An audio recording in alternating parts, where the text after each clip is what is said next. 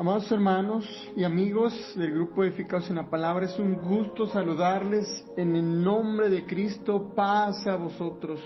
Les saluda su hermano en Cristo, Marcos Tejeda, desde México. Hermanos, es un gusto el poder dirigirme a cada uno de ustedes hasta sus hogares a través de este audio.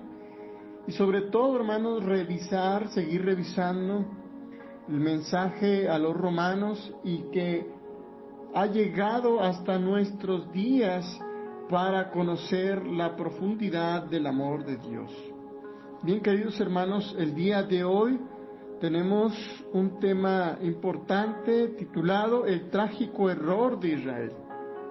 Y hace una pregunta: ¿no alcanzó la justicia de Dios? Es importante tener claro la respuesta acerca de esta pregunta. ¿No alcanzó la justicia de Dios? Por eso, hermanos, es importante revisar este tema. Y para eso, hermanos, también es importante ver que no podemos expresar si alguien alcanza o no la justicia de Dios cuando nosotros vemos a un Dios misericordioso. Y bueno, ahorita lo vamos a ver. Quiero leer la palabra de nuestro Dios a través de su Biblia. Si la tiene a la mano, dice de la siguiente manera, Romanos 10, del verso 1 al 10, dice de la siguiente manera: Hermanos, ciertamente el anhelo de mi corazón y mi oración a Dios por Israel es para salvación. Porque yo les di testimonio de quien tiene celo de Dios, pero no conforme a ciencia, porque ignorando la justicia de Dios y procurando establecer la propia suya, no se han sujetado a la justicia de Dios. Porque el fin de la ley es Cristo para justicia a todo aquel que cree. Porque de la justicia que es por la ley de Moisés escribe así: el hombre que haga estas cosas vivirá por ellas. Pero la justicia que es por la fe dice así: no digas en tu corazón, ¿quién subirá al cielo? Esto es para traer abajo a Cristo. ¿O quién descenderá al abismo? Esto es para hacer subir a Cristo de entre los muertos. Mas, ¿qué dice? Cerca de ti está la palabra en tu boca y en tu corazón. Esta es la palabra de fe que predicamos, que si confesares con tu boca que Jesús es el Señor y creyeres en tu corazón que Dios le levantó de los muertos, serás salvo. Porque con el corazón se cree para justicia, pero con la boca se confiesa para salvación. Pues la Escritura dice: todo aquel que en él creyere no será avergonzado. Qué hermoso canto, hermanos, qué hermoso canto. Qué hermosa palabra de nuestro Dios nos aparece, hermanos, en esta lectura acerca de lo que el apóstol Pablo, hermanos, resumiría de lo más íntimo acerca de la justicia de nuestro Dios. Por eso, hermanos, es importante revisar este pasaje. Aquí tenemos una introducción y nos dice que el trágico error de Israel, y proclama el gran peligro de no alcanzar la justicia de Dios, tiene que ver con un excelente estudio, porque muestra al hombre exactamente lo que tiene que hacer para recibir su propia experiencia salvífica sobre la tierra. Exactamente lo que tiene que hacer para que todo salga bien. En este pasaje podemos ver cómo revela cómo el hombre puede recibir la justicia y ser salvo de la muerte, de la maldición, del juicio, del pecado, y asimismo vivir para siempre. Podemos ver 6 aspectos. 1, el anhelo de Pablo, y al mismo momento el error de Israel. La justicia de Dios, que es Jesucristo. La justicia de Dios también representada de una manera, hermanos, opuesta a la justicia del mismo hombre, porque el humano, hermanos, debe buscar a Dios. También la justicia de Dios no tiene que buscar a un Mesías o un libertador que represente, hermanos, algo ficticio o de alguna manera, hermanos, algo que sea superficial. La justicia de Dios también muestra la salvación a aquellos que están cerca como de los que están delante de las personas. Y la justicia de Dios, hermanos, muestra la salvación para liberar a todas personas o a todas aquellas personas que son avergonzadas por el pecado.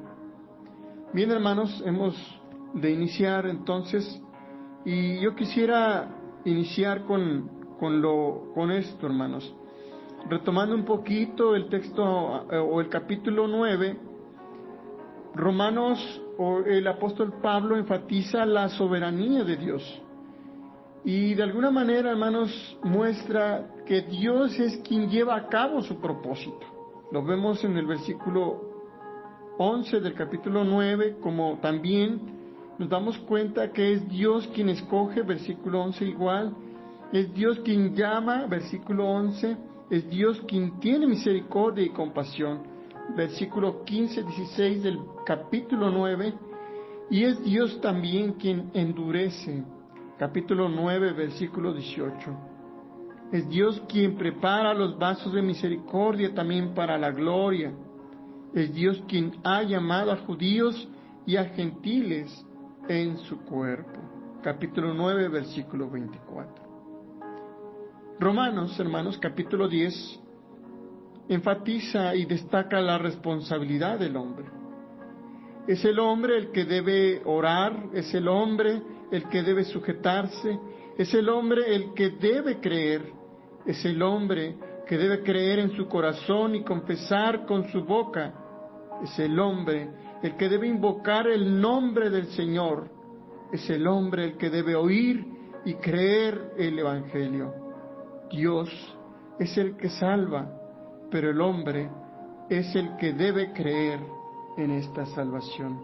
Hechos capítulo 16, versículo 31 y Primera de Corintios 1, 21. Hechos 16, versículo 31 dice la palabra, y ellos dijeron, cree en el Señor y serás salvo tú y tu casa. Así que, queridos hermanos, es importante creerle al Señor. Para tener la experiencia de la salvación es importante creer en el Señor, creer en Cristo Jesús, en su Hijo amado. Y bueno, Romanos capítulo 10 empieza con una expresión que es anhelar. Dice el apóstol Pablo, anhelo, ciertamente, hermanos, anhelo de mi corazón. El anhelo, hermanos, aquí Pablo dice, es desear, añorar, estar complacido. Pablo estaba diciendo, estoy anhelando su salvación, y su salvación traería mucha alegría y regocijo a mi corazón. La palabra oración, que también el apóstol Pablo dice, y mi oración a Dios por Israel es para salvación. La palabra oración, hermanos, no es para la palabra que se usa comúnmente en el Nuevo Testamento, sino es, hermanos, una palabra que indica un pedido específico en vista de una necesidad. La oración de Pablo, hermanos, era una oración específica acerca, hermanos, de que Israel fueran salvos. Pablo, hermanos, tiene una añoranza, tiene una esperanza que en el futuro Israel como nación será salva. En Romanos 11, 26 podemos ver, hermanos, que Pablo da la esperanza de que todo Israel será salvo, porque ha sido así escrito. Eso aparece en Isaías capítulo 59, versículo 20. Pero en el presente Pablo estaba orando para que los judíos individualmente creyeran en Cristo y fuesen salvos.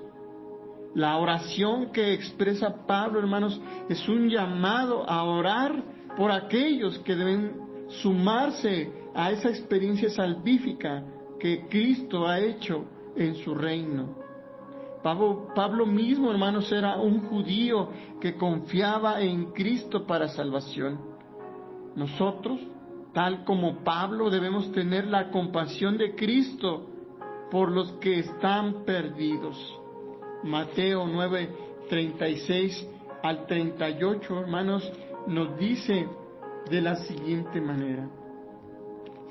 Mateo 9, versículo 36 al 38, nos dice: y al ver las multitudes, tuvo compasión de ellas, porque estaban desamparadas y dispersas, como ovejas que no tenían pastor. Y entonces dijo a sus discípulos Jesús: a la verdad la mies es mucha, mas los obreros pocos. Rogad pues al Señor de las mies que envíe obreros a sus mies. Hay una enseñanza totalmente importante y a la vez errónea que a veces entendemos acerca de la soberanía de nuestro Dios, y que a la vez contradice la responsabilidad humana, porque algunos dicen como esto: ¿por qué yo habría de molestarme en orar si aquellas personas han sido elegidas o no han sido elegidas? Si Dios la salvará o no la salvará. Si Dios ha determinado que esa persona sea salva, entonces esa persona será salva. Entonces, ¿de qué sirva que yo ore? ¿Por qué yo habría de orar? La palabra nos dice, hermanos, que Pablo oraba, anhelaba, hermanos, porque el pueblo de Israel fuese salvo. Para que nosotros entendamos la soberanía de Dios, hermanos, es importante ver que no es un obstáculo para la oración. La soberanía de Dios, hermanos, debe ser un gran incentivo y aliciente para la oración. El motivo de orar y ver las verdaderas necesidades, hermanos, es por la soberanía de nuestro Dios. El Dios a quien oramos es el Dios que controla todas las cosas y que hace todas las cosas según el designio de su voluntad. Dice Efesios 1:11. La oración, hermanos, nos pone a nosotros a un tono y en armonía con la mente y el corazón y la voluntad de nuestro Dios soberano, de modo que Él pueda obrar más efectivamente en y por medio de nosotros para llevar a cabo su propósito. Filipenses capítulo 2, versículo 13, hermanos, nos dice una cosa muy importante. Filipenses 2, versículo 13 dice la palabra: porque Dios es el que en vosotros produce así el querer como el hacer por su buena voluntad. Cuando una persona es realmente salva, tendrá una preocupación y deseo y carga por la salvación de otros. Él verá a otros como hombres y mujeres perdidos que necesitan desesperadamente a Cristo, el que comparte el deseo de su Dios y Salvador. Primera de Timoteo 2, 3 y 4. Además de que el apóstol Pablo tiene un anhelo, Romanos capítulo 10, versículo 2 dice que Pablo, dice él que es testigo del celo, del afán, de su desvelo por Israel, pero ese celo se había también desvirtuado. Él dice mismo: porque yo soy judío y yo era igual. Gálatas 1:14, Filipenses 3, versículo 6. Él describe un celo sin conocimiento. Un celo también muestra en Gálatas capítulo 3, versículo 3 al 9 al 10, habla de un celo con conocimiento, un celo que es sin conocimiento. Es como un jugador de fútbol que toma la pelota y corre con todas sus fuerzas, pero corre sin propósito y sobre todo hacia un lado equivocado. El celo de Dios significa que Dios es el objeto de nuestro celo. Es decir, el celo es un ardiente deseo de agradar a Dios, de hacer su voluntad y promover su gloria en el mundo de toda forma posible. Un hombre celoso es un hombre de una sola cosa, y eso no es suficiente para decir que es serio, sincero, sino al contrario, es intransigente, minucioso. Un celo es aquel que tiene un ferviente espíritu por hacer y agradar a nuestro Dios. Romanos 10:3 nos dice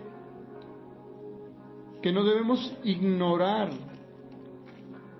Ellos ignoraban, dice aquí en el verso 3, porque ignorando la justicia de Dios y procurando establecer la suya propia, no se han sujetado a la justicia de Dios.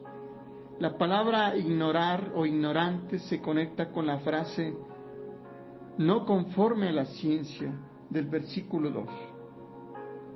Ellos ignoraban por completo el método de justificación de Dios basado en la gracia y estaban intentando su propio método de justificación basado en las obras, la ley y la carne.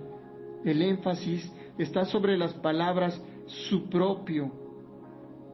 Fíjense, hermanos, la frase procurando significa buscando. Esta es la lección y debería tratar de obtener la justicia por mis propios esfuerzos o por la gracia de Dios. Esa, hermanos, es la pregunta acerca de la justicia de Dios. La justicia de Dios, hermanos, debe buscar de obtenerse a través de mis propios esfuerzos o por la gracia de Dios. ¿Debe uno establecer su propia justicia o debe sujetarse a la justicia de Dios?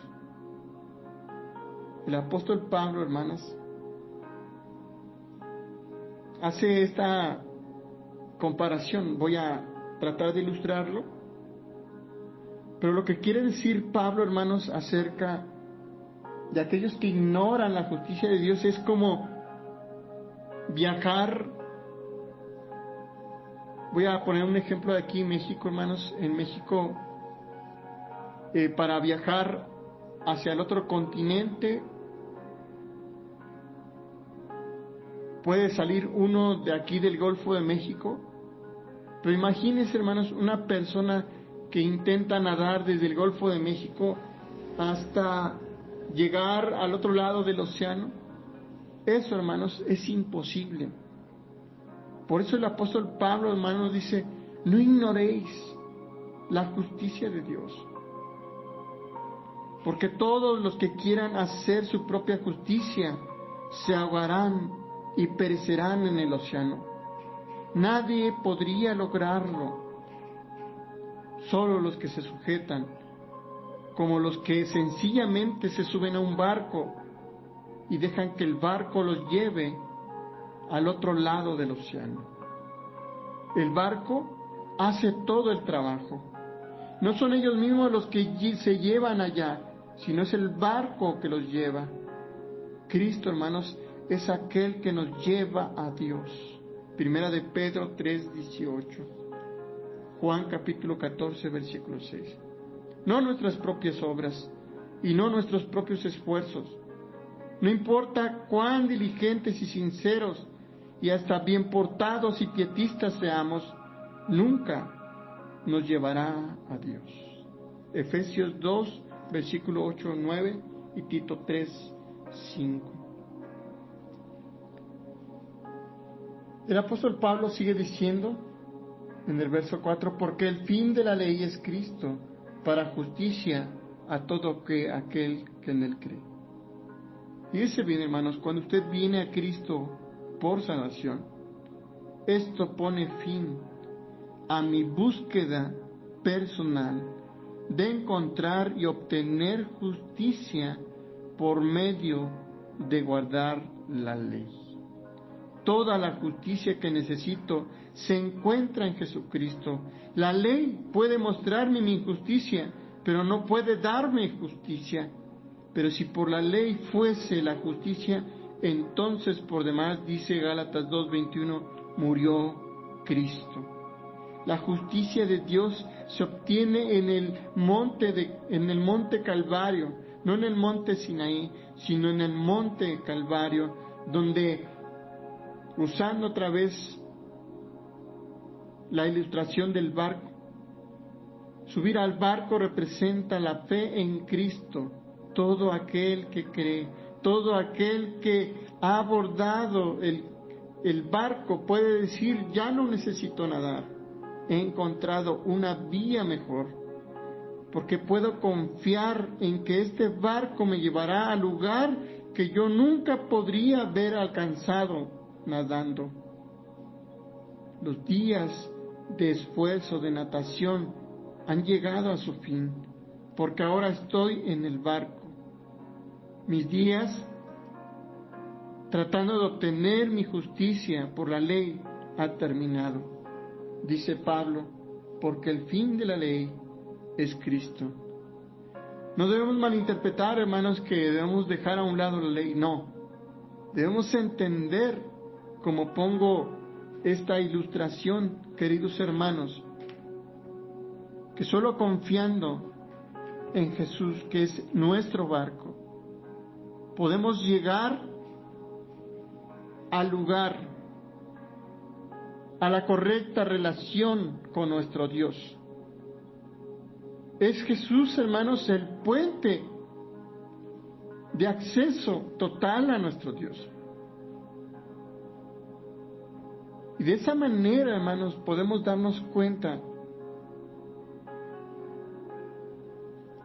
que nosotros hemos hallado la justicia correcta por medio de Jesucristo. La palabra fin, hermanos, significa término. Nótese, hermanos, cómo Pablo dice: porque el fin, otra expresión, porque el término de la ley es Cristo. Es decir, la incredulidad se termina en Cristo, porque en Cristo, hermanos, se hace realidad todas las palabras.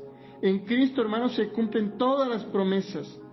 En Cristo, hermanos, todo creyente ha acabado con el peso del pecado, de la injusticia. Pero sobre todo, hermanos, ese método para lograr la justicia personal. Porque la ley demanda justicia perfecta, la cual nunca yo mismo podré lograr ni obtener.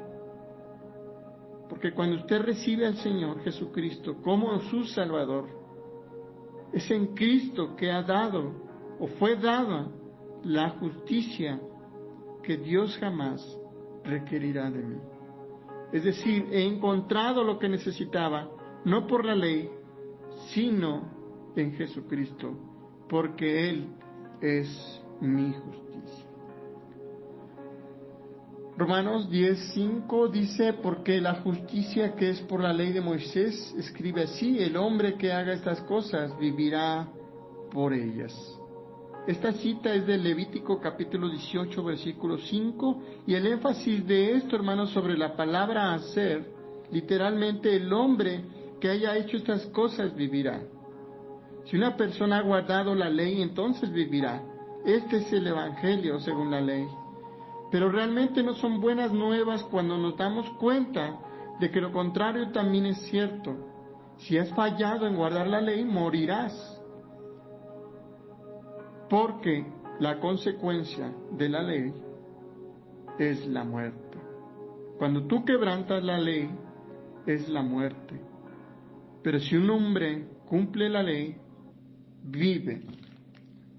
Usando nuevamente entonces la ilustración de nadar y el barco, Si nosotros seguimos nadando, no podremos llegar al otro lado del océano. Y esto, hermanos, es porque del esfuerzo que hagas, lo único que llegarás a obtener es la muerte. Por el esfuerzo que quieras hacer, te cansarás y en medio del océano te ahogarás y morirás. La fórmula legal de salvación es esta: haz y vivirás. ¿Recuerdan cuando a aquel joven le dijeron, cumple todos los mandamientos y guárdalos perfectamente? Y guardarlos perfectamente era continuamente para que viviese. Aquel joven rico dijo, he cumplido todo. Y entonces Jesús le dijo, vende todo y dáselo a los pobres. De la misma forma, hermanos, la fórmula cruz y gracia de salvación es esta: cree y vivirás. Cree y descansa en lo que Cristo ya ha hecho, su obra acabada, y tendrás vida eterna. Juan 3:16, 5:24 y 6:47. El hombre nunca podrá decir, está hecho, lo logré, he guardado la ley y la he cumplido perfectamente, he llegado al otro lado del océano.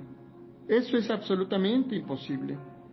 Pero lo que el hombre no pudo lograr mediante la ley, Dios lo pudo hacer y lo hizo por gracia. Lo podemos ver en Romanos capítulo 8, versículo 3 al 4, dice, porque lo que era imposible para la ley, por cuanto era débil por la carne, Dios enviando a su Hijo en semejanza de carne, de pecado y a causa del pecado, condenó al pecado en la carne, para que la justicia de la ley se cumpliese en nosotros, que no andamos conforme a la carne, sino conforme al Espíritu. ¿Se da cuenta, querido hermano? La justicia que es por la fe dice así, no digas en tu corazón, ¿quién subirá al cielo? Esto es para traerlo abajo a Cristo. ¿O quién descenderá al abismo? Esto es para hacer subir a Cristo de entre los muertos. El lenguaje que Pablo utiliza aquí fue tomado de Deuteronomio capítulo 30, versículo 11 al 14. ¿Quién hará bajar a Cristo del cielo? ¿Quién hará subir a Cristo de los muertos? El hombre no podía hacer ninguna de las dos cosas, pero Dios, por su gracia, va al encuentro del hombre. Fue el Padre quien envió a su Hijo al mundo. Fue por la gloria del Padre que Él fue levantado de los muertos. De tal manera amó Dios al mundo, que ha dado a su Hijo unigénito y Dios le levantó de los muertos. No necesitas bajar a Cristo del cielo. El Padre envió al Hijo. Él ya vino. Esto ya ha sucedido y Cristo vino al mundo para salvar a los pecadores, para salvarte a ti, para salvarme a mí, porque su hecho ha sido glorioso y consumado, y todo esto debe ser creído. Cristo, hermanos, no necesita ser resucitado de los muertos. Eso ya fue hecho. Es un hecho que tiene que ser creído, que no hay nada que el hombre necesite hacer. Dios, no el hombre lleva a cabo la encarnación, sino Dios ha llevado a cabo la resurrección. Cristo Jesús realizó todo lo que era necesario para la salvación del hombre. Él descendió a la tierra, Él murió en la cruz y resucitó de los muertos, dice 1 Corintios 3, 4 y 5. Estos grandes hechos tienen que ser predicados y creídos. Y hay una enorme diferencia entre el verdadero cristianismo y todas las religiones del mundo. Las religiones del mundo pueden resumirse en 3 letras, haz. Y el verdadero cristiano, en cambio, se puede resumir en 4 letras, hecho. ¿Quién puede decir que ha aliviado y que ha experimentado en su corazón agobiado y ha descubierto la plenitud? ¿Quién podrá decir del alivio del nadador cuando se da cuenta que no necesita nadar hasta el otro lado, sino que puede simplemente subir al barco y dejar el barco hasta que el barco haga todo el trabajo? Eso es lo que el Señor ha hecho a través de nuestro Señor Jesucristo. Romanos capítulo 10, versículo 8 y 9 dice: mas que dice, cerca de ti está la palabra en tu boca y en tu corazón. Esta es la palabra de fe que predicamos.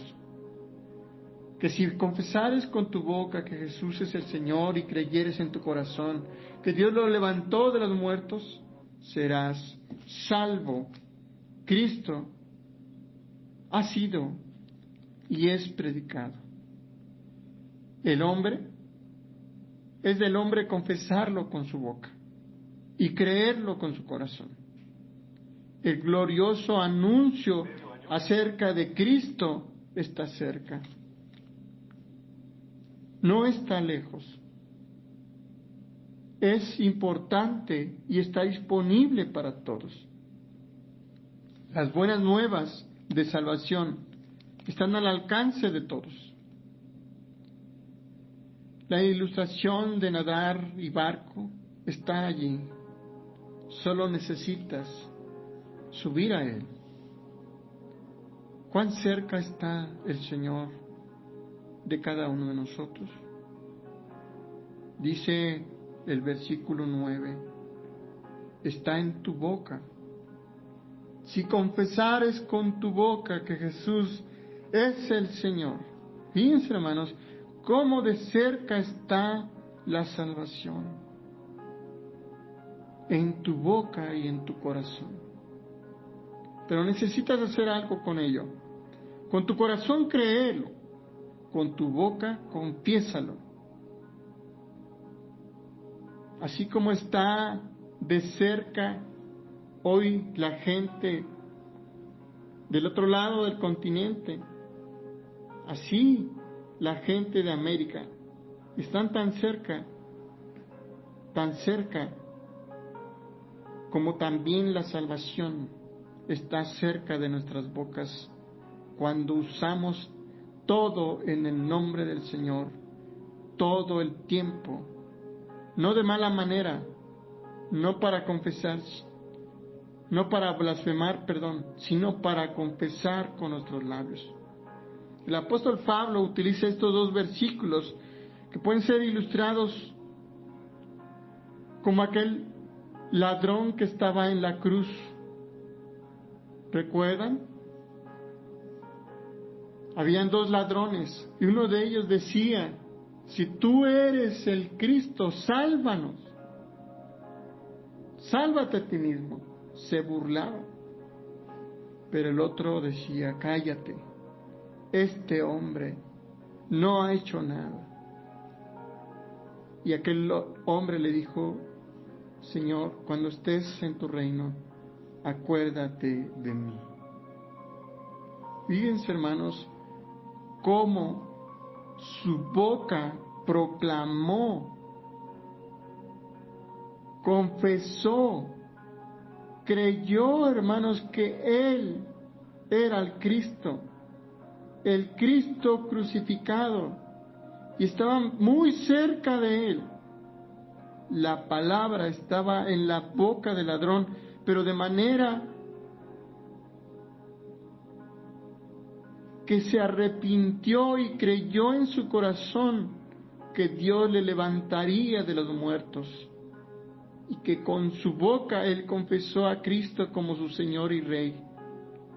Por lo tanto,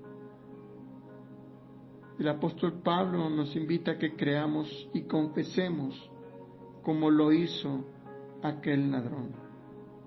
Cristo, hermanos, ha realizado la obra de la salvación. El hombre es responsable de creer y confesar. Otra vez, hermanos, utilizando la ilustración, si tenemos el barco listo a partir, lo único que necesitamos es tener la capacidad de subirnos, la capacidad de tomar ese barco. ¿Cuál es la palabra de fe que predicamos? Dice el verso 8. El versículo 9 nos da la respuesta. Confesar. La palabra confesar es una palabra griega, homologio. Homo igual, logio, un verbo que significa hablar.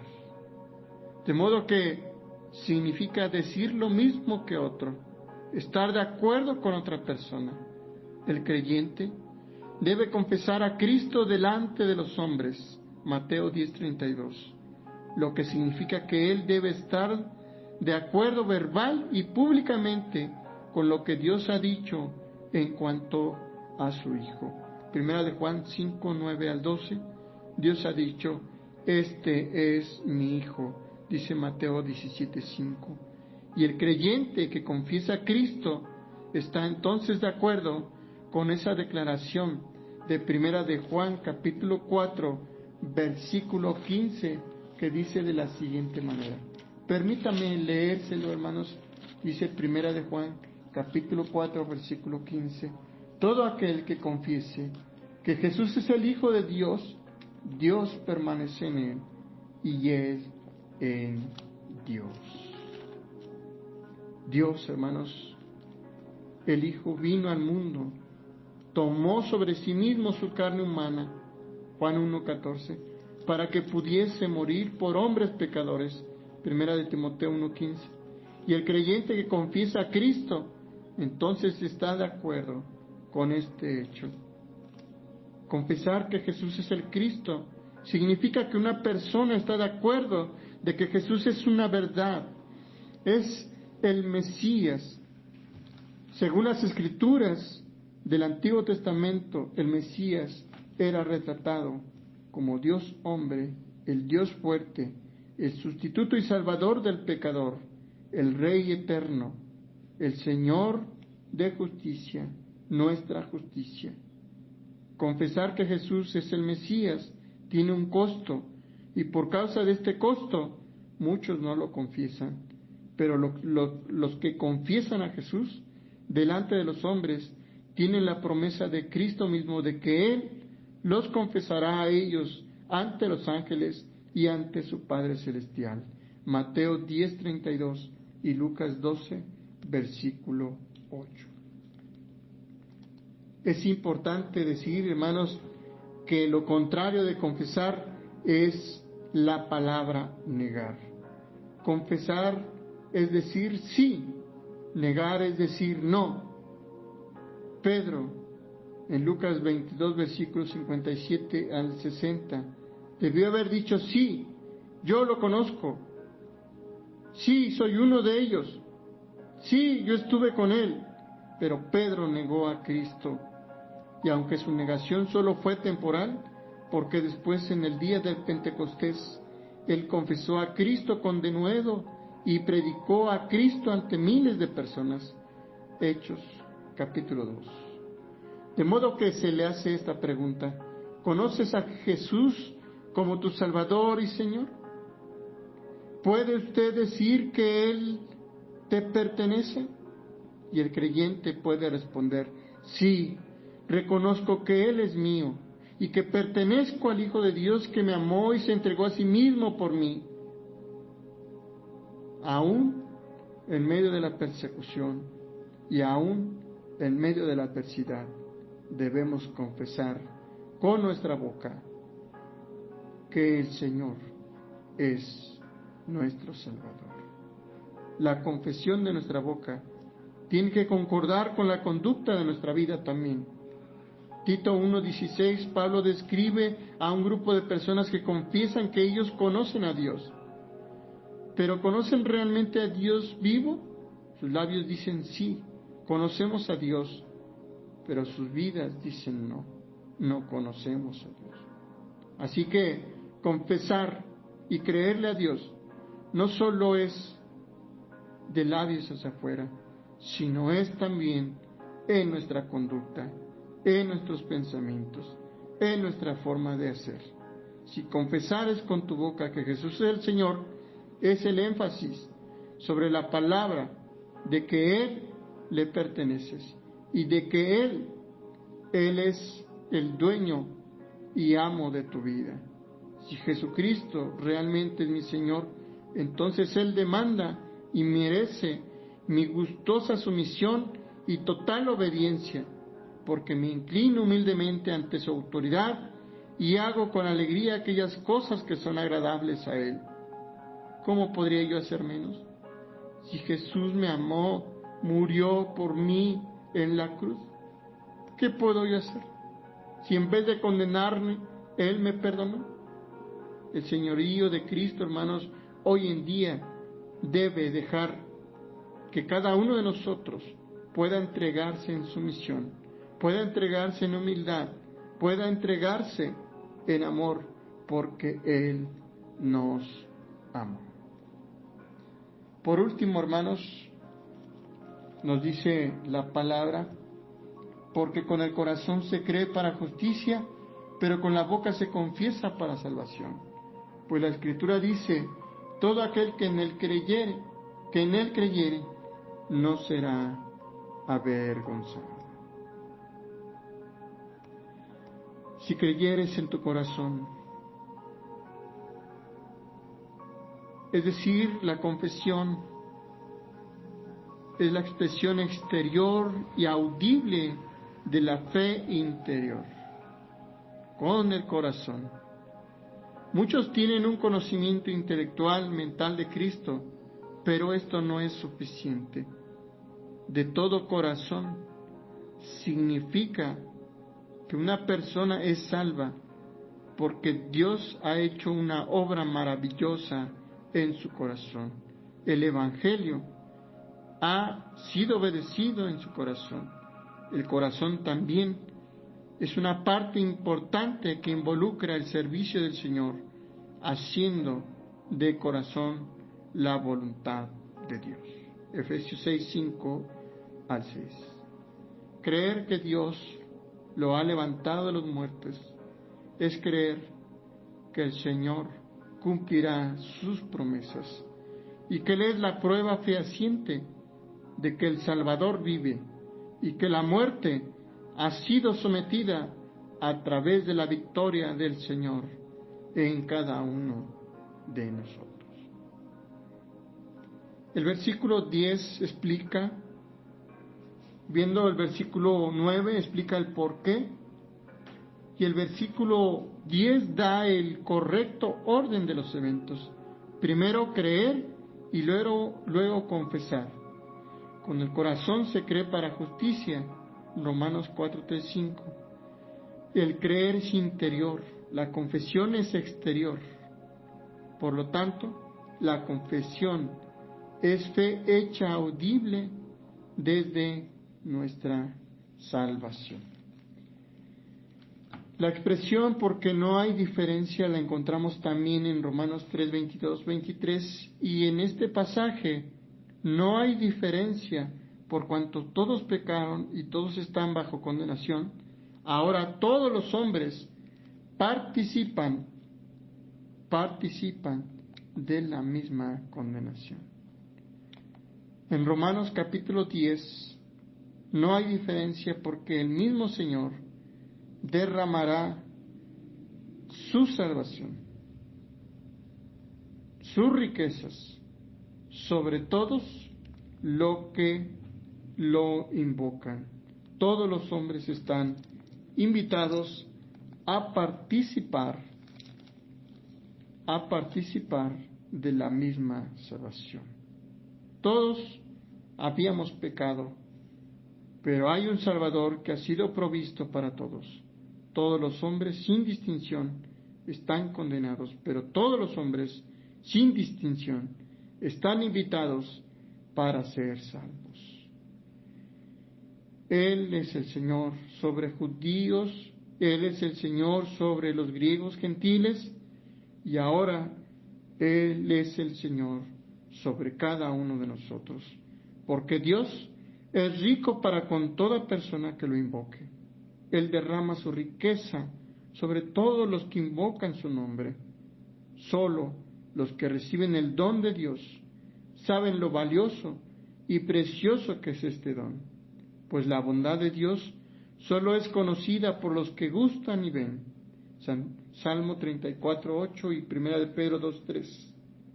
Solo los creyentes pueden empezar a conocer las riquezas de la gracia, Efesios 1:7, y las inescrutables riquezas de Cristo, Efesios 3:8.